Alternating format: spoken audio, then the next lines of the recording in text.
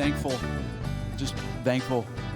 Thankful that I was a part of it. Thankful that I accomplished something that I've always wanted to accomplish as a kid. Gratitude and thanks.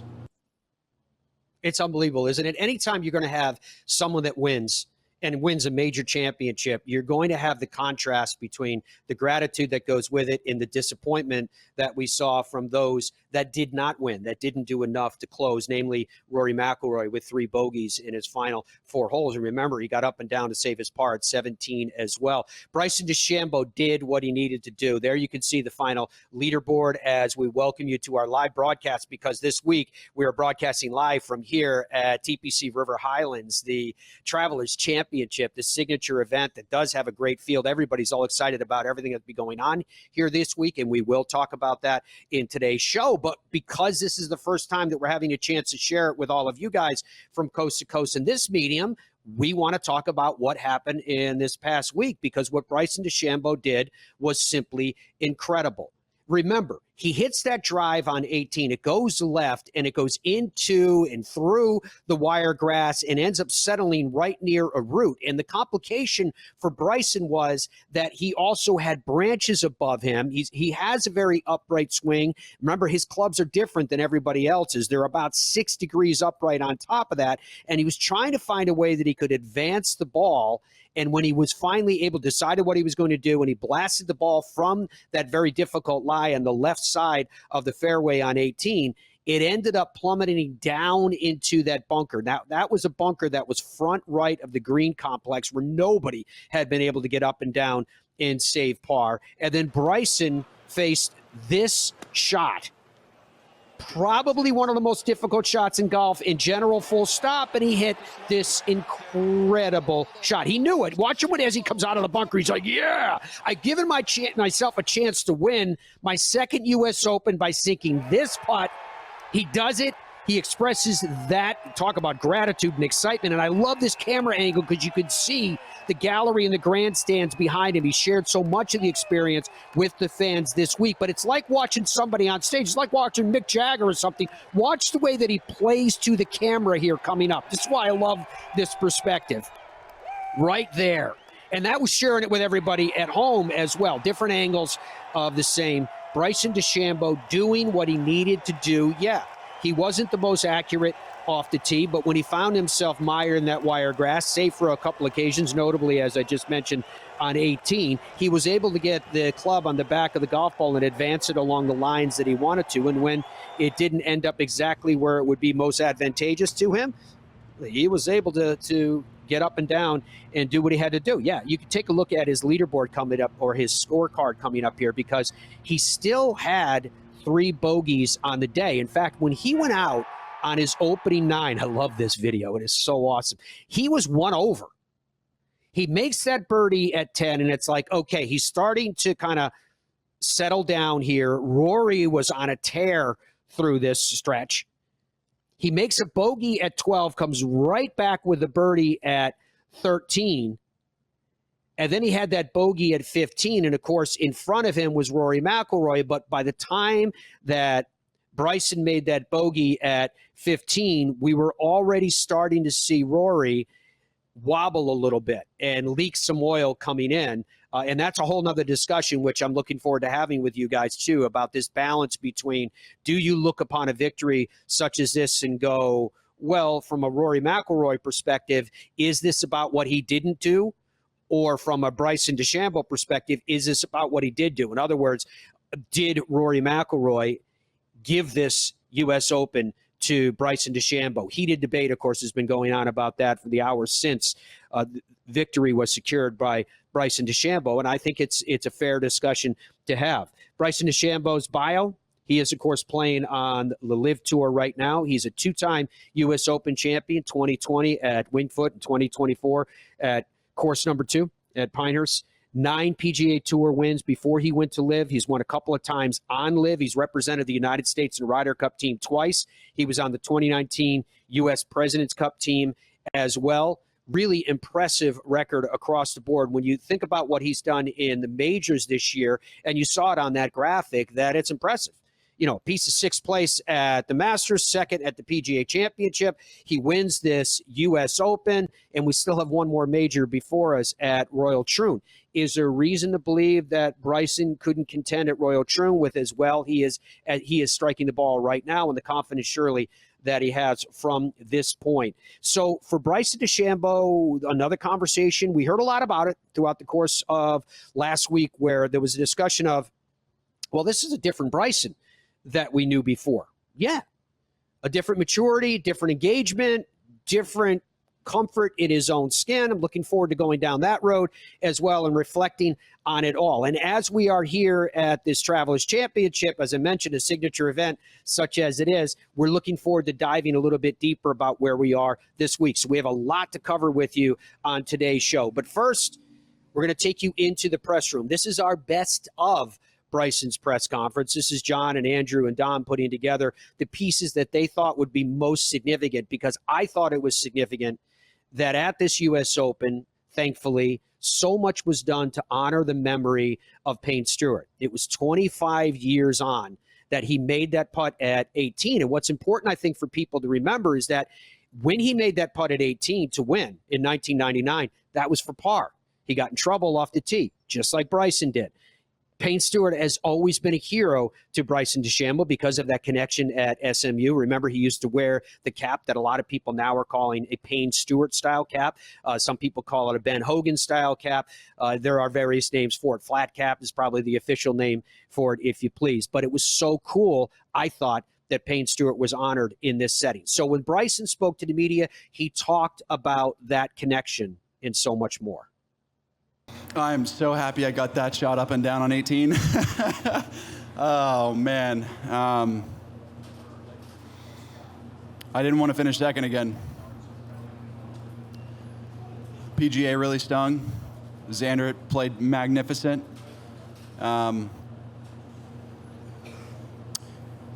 wanted to get this one done, especially at such a special place that means so much to me and SMU and my dad, what Payne meant to him. 1000th USGA championship. I mean, just stack them on top. That bunker shot was the shot of my life. And I'll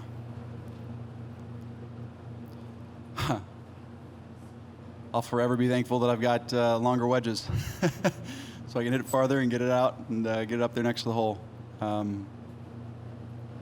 I don't know what to think. It fully hasn't sunk in yet, but I just want everybody to enjoy it as well. As much as it is heartbreak for some people, I mean, it was heartbreak for me at the PGA, and I really wanted this one. And I turned the corner and saw I was a couple back, and I said, nope, I'm not going to let that happen. I need to focus on figuring out how to make this happen. And I was a little lucky. Rory didn't make a couple putts that he could have coming in, and I had an amazing up and down in the last. I don't know what else to say. It's a dream come true. Yeah, I hit a good putt on 15, 16, 17 actually. I hit a good putt even though it was short. I thought it was faster. And 15 really stung. I had an easy putt. I was trying to go for it a little bit, got a little aggressive and hit it 3 feet by, and that's something you don't do in Major Championship Sunday. And I just consequently misread it, underread it, and lipped out on the edge. But righted the ship, hit a great drive, hit a great second shot in there. Iron play was fantastic today, and thought I made it.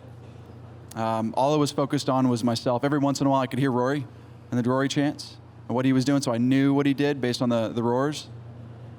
And that was actually kind of fun because it gave me the knowledge like what I had to do. And I just, every time I got over the ball, I said, just focus. You've done this before. You can do it again. In the back of my mind, my dad pushing me. Payne was on the back of my mind as well, and I wanted to do it for them.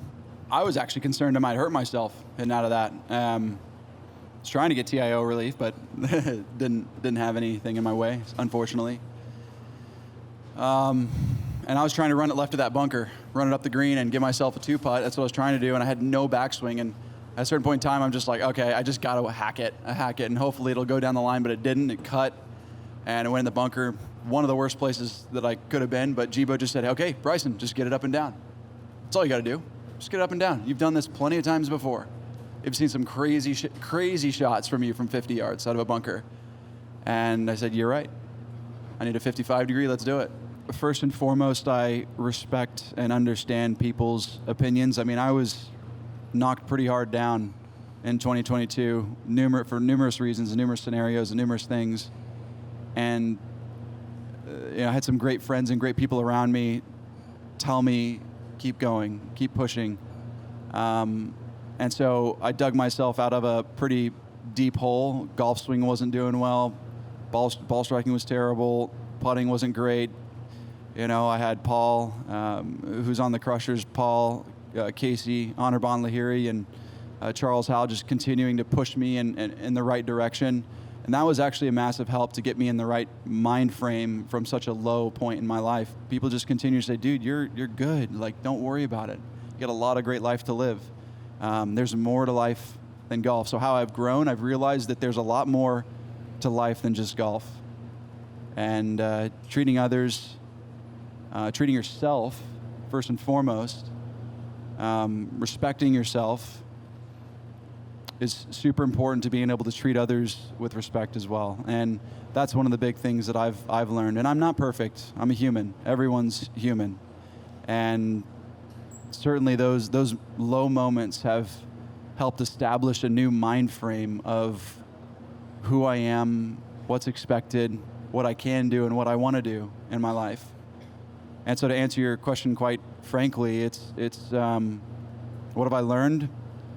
Having the right people around you. And how would you respond to people who would say that, your sort of demonstrative responses and celebrations out there are an act or a shtick? No, that's my passion. I mean, Tiger is an idol of mine. He's my hero still. And the way he reacted on the golf course, pain, the way he did, and numerous others that have inspired generations that are now here, have allowed that to be unique and cool. And from my perspective, I'm just passionate. I really care about doing well out here and showing the fans a side of me that was locked up for so long. I go back to being a kid. So when I was a kid, I used to throw golf balls just in the worst lies outside of the fairway and just learn to hit out of the worst situations to see what I could do. And that sparked a lot of my creativity. But then I'd go back and work on the mechanics really hard. So I had this unique childhood experience in golf of working on really quirky, weird things, and then also working super hard on the mechanics, trying to be as machine-like as possible. So I feel like that combination allows, it just pretty much shows what I did today. Like in certain situations where I have no control over what's going to happen, you got to just figure out how to will it and get it done. And so that creativity just gets sparked. When the greens are not perfectly flat and they're not glass and they're there's some little bumps and whatnot, being imaginative, seeing how that ball is going to curve over that edge and just really getting into it in your mind is what I focus on. So there is a bit of creativity in me, even though I try to be mechanical. Bryson DeChambeau addressing the media after his victory at Pinehurst in the 124th U.S. Open.